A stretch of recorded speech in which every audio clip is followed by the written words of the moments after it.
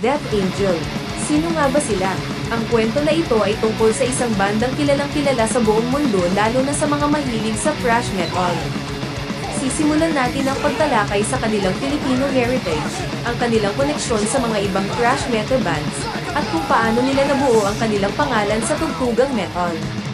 Ngunit bago tayo magsimula, iniimbitahan namin kayo na suportahan ang Dethrone Records YouTube channel sa pamamagitan ng pag-subscribe at pagbigay ng inyong mga reaksyon at komento at pag-share nitong video sa inyong mga tropa.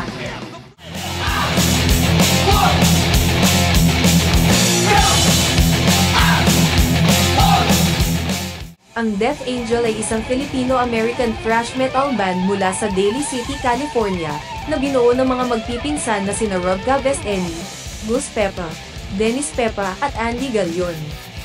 Nagsimula sila sa murang edad na 13 years old at 17 years old lamang.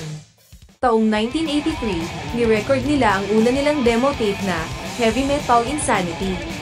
Sa panahong ito, umusbong na ang tugtugan nila na tinatawag na thrash metal sa mga ibang lungsod tulad ng San Francisco, at New York at sa bansang Germany.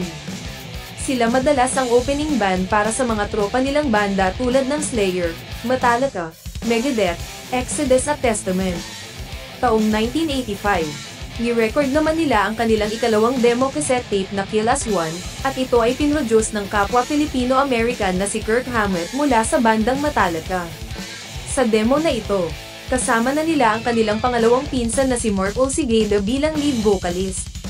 Nang dahil sa mga aktibidad ng palitan ng mga cassette tapes, sila ay nakakuha ng mas maraming tagapakinig hanggang sa nakatugtog din sila sa iba't ibang lugar tulad ng Los Angeles at New York. Taong 1987, nang dahil sa mainit na pagtanggap ng eksena sa kanilang mga demo cassette tapes, humantong ito sa isang record deal sa Enigma Records. Sila ay nakagawa ng kanilang kauna-unahang album sa murang edad na 20 years old na si Mark Olsigeda at ang pinakabata na si Andy Galion na 14 years old lamang sa mga panahon na ito. Isinulat nila ang unang studio album na The Ultraviolence. Nakagawa din sila ng isang music video para sa kantang Voracious Souls.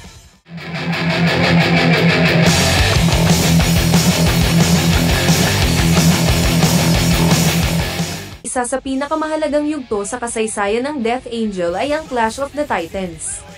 Ito ay isang makasaysayang konsyerto noong 1991 na pagtitipon ng mga bandang tulad ng Anthrax, Megadeth at Slayer.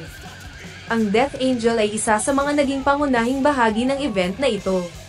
Ngunit, ang banda ay hindi nakaligtas sa isang matinding pagsubok nang mangyari ang isang bus accident at kabilang si Andy Galion sa malubhang nasaktan. Naging isang malaking pagsubok ang pangyayari at isa ito sa mga dahilan kaya umabot sa paghihiwalay ang grupo. Sa mga panahon na nagpapagaling si Andy Galion mula sa aksidente, nagpaikot-ikot ang mga miyembro ng Death Angel at bumuo ng iilang banda tulad ng Swarm at The Organization na may mga naiibang tugtugan sa kanilang nakasanayan. Matapos ang mahabang paghihiwalay, muling nagsama ang Death Angel noong 2001. Hindi na nila mapigilan ang kagustuhan ng kanilang tagapakinig at bilang tulong na din sa isang benefit concert para kay Chuck Billy na vocalist ng bandang Testament. Sa kanilang pagbabalik, nakatagpo sila ng mga bagong miyembro na sina Ted Aguilar bilang pangalawang gitarista. Si Damien Sison naman ang nag-takeover sa bass, at si Will Carroll bilang bagong drummer. Ang bagong lineup ay naging dahilan upang ipagpatuloy nila ang bangis ng tugtugan sa banda.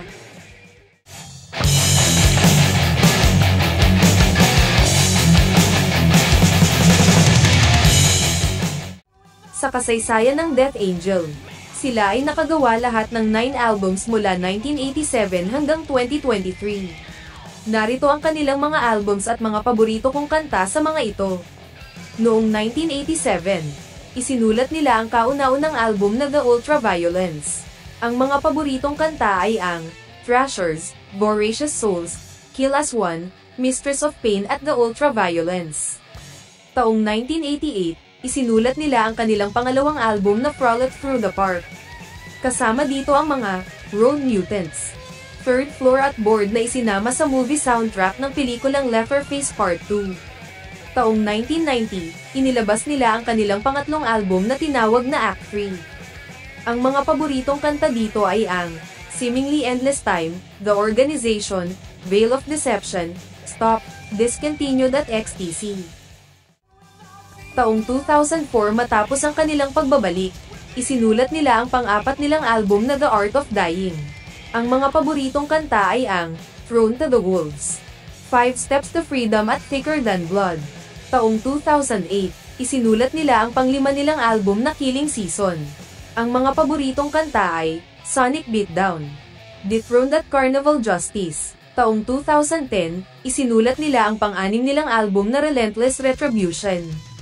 Ang mga paboritong kanta ay ang Close in So Deep at River of Rapture. Taong 2013, isinulat nila ang pang-7 album na The Dream Calls for Blood. Ang mga paboritong kanta ay ang The Dream Calls for Blood, Left for Dead, at Son of the Morning. Taong 2016, isinulat nila ang pang-8 nilang album na The Evil Divide. Ang mga paboritong kanta dito ay ang Father of Lies, The Moth, Cause for Alarm at Hell to Pay. Taong 2019, isinulat nila ang pang-9 nilang album na The Humanicide. Ang mga paboritong kanta dito ay ang The Pact, I Came for Blood, Alive and Screaming at The Humanicide.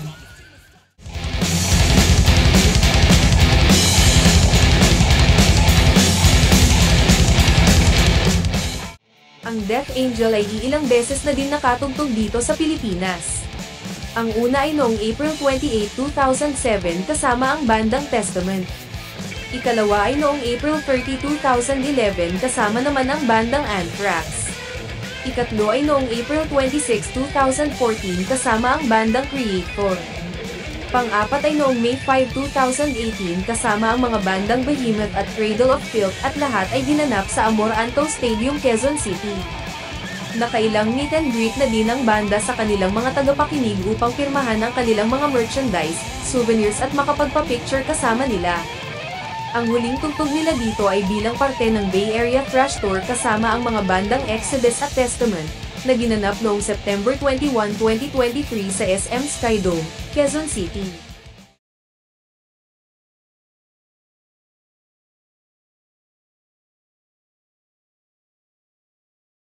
Sa lahat ng kanilang mga pinagdaanan mula sa mga pagbabago ng miyembro, mga aksidente at kanilang pagbabalik, ang Death Angel ay patuloy na naging simbolo ng lakas, dedikasyon at pagmamahal sa musika. Ang kanilang Filipino heritage ay naging isang mahalagang bahagi ng kanilang kwento at ang kanilang kontribusyon sa eksena. Sila ay patuloy na nag-iiwan ng marka sa kasaysayan ng tugtugang metal at nagbibigay paalala na ang Death Angel ay hindi lamang isang banda kundi isang simbolo ng tagumpay mula sa Pilipinas. Sa kasalukuyan, ang Death Angel ay binubuo ni Damian Sison, Will Carroll, Ted Aguilar, Mark Osigeda at Rob Covestani. Dito nagtatapos ang kwento ng Death Angel. Ang kanilang paglalakbay ay isang inspirasyon para sa lahat, at isang patunay na ang musika ay walang pinipiling lahi o hangganan.